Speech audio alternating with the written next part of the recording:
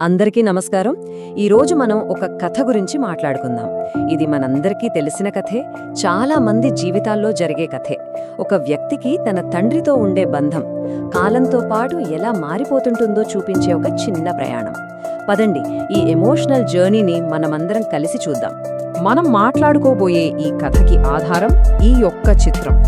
చూడ్డానికి సింపుల్గా ఉన్న ఒక తరం మొత్తానికి సంబంధించిన భావోద్వేగాలు, ఆలోచనలు ఇందులో దాగి ఉన్నాయి.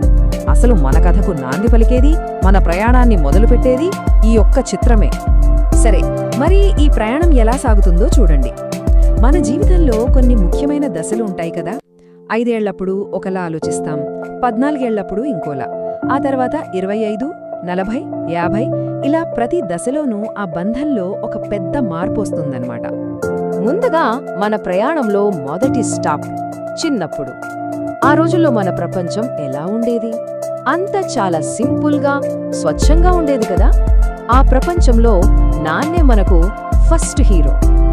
5 ఏళ్ల వయసులో మనకెలా అనిపిస్తోంది? మా నాన్నే నా హీరో, ఆయనకు అన్నీ తెలుసు, ఈ ప్రపంచంలో ఆయనకు తెలియనిదంటూ ఏదీ లేదు అనే ఒక బలమైన నమ్మకం. ఒక 2 సంవత్సరాలు గడిచాయి. ఇప్పుడు ఆరాధన ఉంది, కానీ ఒక చిన్న మార్పు గమనించారా? అన్నీ తెలుసు కాస్త చాలా తెలుసుగా మారింది. ఇక్కడే మన ఆలోచనల్లో ఒక చాలా చిన్న మార్పు మొదలవుతుందన్నమాట. ఇక 10 ఏళ్ల వయసొచ్చేసరికి కథలో అసలైన టర్నింగ్ పాయింట్. బహుశా మా నాన్నకు అన్నీ తెలియదేమో. చూసారా, మొదటిసారి ఒక సందేహం ఆరాధన స్థానంలోకి ఒక చిన్న ప్రశ్న వచ్చి చేరింది.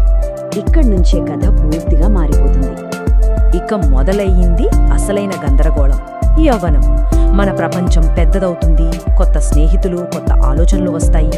అలాంటప్పుడు మన ఇంట్లో ఉన్న హీరో మనకు చిన్నగా కనిపించడం మొదలవుతాడు. 12 ఏళ్ళు! కేవలం 2 ఏళ్లలో ఎంత మార్పు చూడండి. బహుశా తెలియదేమో అనుకున్నవాళ్లు కాస్త మా నాన్నకు ఏమీ తెలీదు అని గట్టిగా ఫిక్స్ అయిపోతారు. ఆ సందేహం కాస్త ఒక నిర్ణయంగా మారిపోయింది. ఆ తర్వాత ఆ దూరం ఇంకా పెరుగుతూనే ఉంటుంది. 14 ఏళ్లప్పుడు మా నాన్న ఒక పిచ్చోళ్లా ప్రవర్తిస్తున్నాడు అనిపిస్తుంది. 16 ఏళ్లకి అసలు నాన్నను సీరియస్గా ఎలా తీసుకోవాలి అనిపిస్తుంది. ఇక 18 ఏళ్లకైతే అసలు మా నాన్నకి ఏం తెలుసని అనే లెవెల్కి వచ్చేస్తుంది. ఇక ఇది నెక్స్ట్ స్టేజ్, నాకే అన్నీ తెలుసు అనే ఫేజ్ అన్నమాట. యవ్వనంలో ఉండే ఆ ఓవర్ కాన్ఫిడెన్స్, ప్రపంచమంతా నా చేతుల్లో ఉంది, నాకే అన్నీ తెలుసు అనే ఫీలింగ్. ఇంటి నుంచి, నాన్న నుంచి దూరంగా వెళ్ళిపోయే సమయమిది. 22 ఏళ్ల వయస్సులో ఆయన ఏవో అర్థం పర్థం లేని మాటలు మాట్లాడుతున్నాడు అనిపిస్తుంది. ఇది కేవలం అభిప్రాయ భేదం కాదు, ఒక రకంగా తిరస్కరణ. వాళ్ళ ఆలోచనలన్నీ పాతవి, మనమే అప్డేటెడ్ అని ఫీల్ అయ్యే సమయం. ఒక్కసారి ఈ రెండింటినీ పక్కపక్కన పెట్టి చూడండి. 5 ఏళ్లప్పుడు మా నాన్నకు అన్నీ తెలుసు, 25 ఏళ్లప్పుడు నాన్నకంటే నాకే ఎక్కువ తెలుసు. చూసారా ప్రయాణం ఎక్కడ మొదలై ఎక్కడికి వచ్చిందో? ఇది బహుశా ఆ బంధంలో అత్యంత గరిష్ఠ దూలం. సరే, ఇక్కడి నుంచి కథ మళ్ళీ యూటర్న్ తీసుకుంటుంది. ఎందుకంటే జీవితం కొన్ని పాఠాలు నేర్పుతుంది. నాన్న చెప్పినప్పుడు వినని అవే పాఠాలని బయటి ప్రపంచం అనుభవాల రూపంలో నేర్పుతుంది. అప్పుడు మొదలవుతుంది ఒక కొత్త అవగాహన. 30 ఏళ్లు. జీవితంలో బాధ్యతలు పెరుగుతాయి, కొన్ని సవాళ్లు ఎదురవుతాయి. అప్పుడు ఒక్కసారి నాన్నని అడిగితే బావుంటుందేమో అనిపిస్తుంది. ఎందుకంటే ఆ అనుభవం విలువ అప్పుడు నెమ్మదిగా అర్థమవడం మొదలవుతుంది. ఇక 35 ఏళ్ల వయసొచ్చేసరికి ఒక నిజం నెమ్మదిగా బోధపడుతుంది. అరే, చాలా విషయాల్లో మా నాన్న చెప్పిందే కరెక్ట్ కదా అనిపిస్తుంది. అప్పటి వరకు మనం చేసిన వాదనలన్నీ ఎంత తప్పో అర్థమయ్యే సమయం ఇది. 40 ఏళ్లు.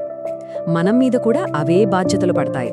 అప్పుడు తెలుస్తుంది, వామ్మో, ఇవన్నీ మా నాన్న ఇంత బాగా ఎలా మేనేజ్ చేశాడో అని.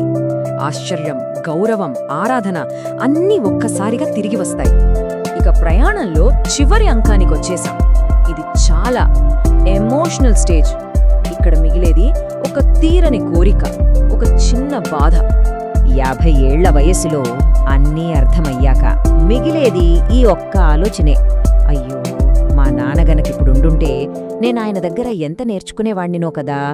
ఈ పశ్చాత్తాపం, ఈ కోరిక ప్రయాణం చివర్లో మిగిలేది ఇదే. అంటే చూడండి, ఈ ప్రయాణం ఒక సర్కిల్ లాంటిదన్నమాట.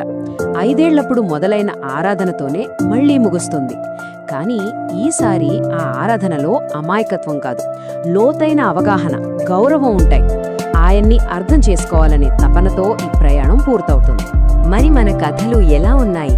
మన ప్రయాణాలు ఏ దశలో ఉన్నాయి? ఒక్కసారి మన గురించి మనం ఆలోచించుకుందాం.